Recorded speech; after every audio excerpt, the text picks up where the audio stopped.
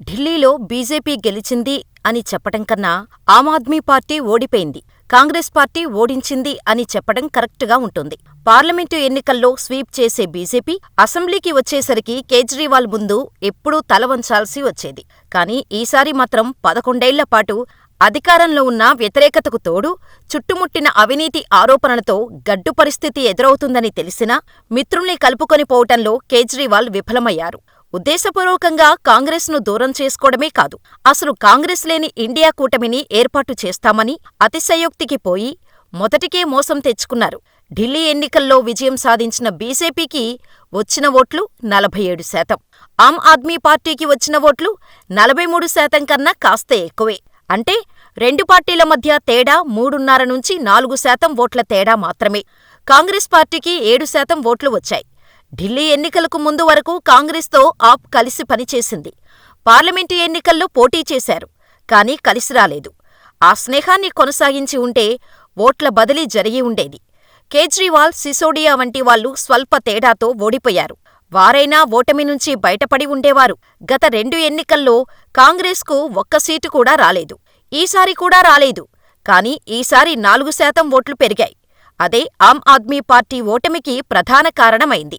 హర్యానాలో కాంగ్రెస్ కూడా అదే తప్పు చేసింది. అక్కడ ఆమ్ ఆద్మీని కలుపుకొని ఉంటే ఎంతో కొంత మేలు జరిగి ఉండేది. కానీ చెయ్యలేదు. ఢిల్లీలో ఆప్ అదే తప్పు చేసింది. నిండా మునిగిపోయింది. ఇప్పుడు చేతులు కాలిపోయాయి. ఆకులు పట్టుకొని కూడా ప్రయోజనం ఉండదు. ఇక సాధారణంగా జైలుకు వెళ్లి వచ్చిన నేతలకు సానుభూతి కలిసి వస్తోంది. ఈ విషయంలో ఏపీలో వర్కౌట్ అయింది. అదే సమయంలో జార్ఖండ్లో సైతం ఇలా జైలుకు వెళ్లి వచ్చిన నేతలకు జేకొట్టారు అక్కడి ప్రజలు. కానీ తాజాగా ఢిల్లీ ఫలితాల్లో మాత్రం ఈ సెంటిమెంటు తిరగబడింది. జైలు నుంచి వచ్చిన నేతలకు ఇతర రాష్ట్రాల్లో పట్టం కట్టినట్టే ఢిల్లీ ప్రజలకు కూడా అలాగే చేస్తారని అంచనాలు ఉండేవి. కానీ అవన్నీ తారుమారయ్యాయి. ఈ విషయంలో మాత్రం ఢిల్లీ ప్రజలు ఎంతమాత్రం మినహాయింపు ఇవ్వలేదు. అరవింద్ కేజ్రీవాల్ జైలుకు వెళ్లివచ్చినా అక్కడి ప్రజలు కనికరించలేదు. ఈ విషయంలో తాము ప్రత్యేకమే అని ఢిల్లీ ప్రజలు నిరూపించారు. గతంలో కాంగ్రెస్ పార్టీని విభేదించి బయటకు వచ్చారు జగన్మోహన్ రెడ్డి. తండ్రి అకాల మరణంతో చనిపోయిన వారిని పరామర్శిస్తానని ప్రకటించారు. కానీ కాంగ్రెస్ హైకమాండ్ మాత్రం అనుమతి ఇవ్వలేదు. అయితే కాంగ్రెస్ పార్టీ ఆదేశాలను బేఖాతరు చేస్తూ నాడు పరామర్శలకు వెళ్లారు జగన్మోహన్ రెడ్డి. దీంతో కాంగ్రెస్ అధినాయకత్వం ఆగ్రహించి కేసులు మోపింది. జగన్మోహన్ రెడ్డి సొంత పార్టీని ఏర్పాటు చేసుకున్నారు. దీంతో మరింత ఆగ్రహానికి గురైన కాంగ్రెస్ నాయకత్వం అవినీతి కేసులను తెరపైకి తెచ్చింది. ఏకంగా 16 నెలలపాటు జగన్మోహన్ రెడ్డి జైలులో ఉండిపోవాల్సి వచ్చింది. జైలు నుంచి బయటకు వచ్చిన జగన్మోహన్ రెడ్డి రాజకీయంగా సక్సెస్ అయ్యారు.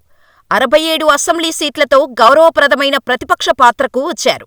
2019 ఎన్నికల్లో ఘన విజయం సాధించారు. 2023 సెప్టెంబర్లో టీడీపీ అధినేత చంద్రబాబు అరెస్టయ్యారు. అప్పటి వైసీపీ ప్రభుత్వం చంద్రబాబుపై అక్రమ కేసులు నమోదు చేస్తూ జైలుకు పంపింది. దాదాపు 52 రోజుల పాటు చంద్రబాబు రాజమండ్రి సెంట్రల్ జైల్లో రిమాండ్ ఖైదీగా ఉండిపోవాల్సి వచ్చింది. అటు తర్వాత న్యాయస్థానంలో ఆయనకు బెయిలు దక్కింది. అయితే అప్పట్లో చంద్రబాబు జైల్లో ఉండగా పరామర్శించిన జనసేన అధినేత పవన్ తెలుగుదేశం పార్టీతో పొత్తు పెట్టుకుంటున్నట్టు ప్రకటించారు. అప్పటినుంచి ఆ రెండు పార్టీల మధ్య సమన్వయం ముందుకు సాగింది. బీజేపీ సైతం ఆ కూటమిలో చేరింది. 2024 ఎన్నికల్లో కూటమి ఘన విజయం సాధించింది. అయితే ఈ ఇద్దరు నేతలు మాదిరిగానే ఎన్నికలకు ముందు అరెస్టయ్యారు ఢిల్లీ సీఎం అరవింద్ కేజ్రీవాల్. వారితో పాటు సహచర మంత్రులు సిసోడియా, సత్యేంద్ర సైతం జైలుకు వెళ్లారు.